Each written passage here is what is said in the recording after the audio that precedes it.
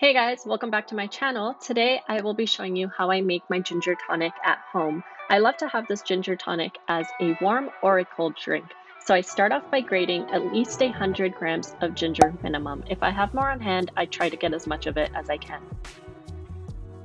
Ginger has medicinal properties that acts like an anti-inflammatory as well as an antioxidant. It also helps relieve any of those digestive issues you may be experiencing during the holiday season.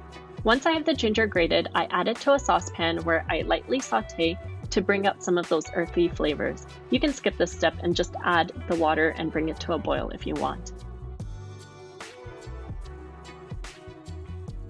Once your ginger water mixture is at a boiling point, turn off the stove and let it cool down for 30 minutes and strain.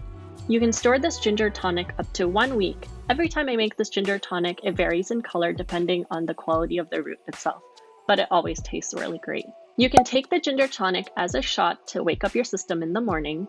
You can have it like a tea by adding hot water. That's my favorite way. I also like to add in a 1/4 tablespoon of turmeric to kick up the benefits, and turmeric is such an ayurvedic gem and it helps treat many illnesses.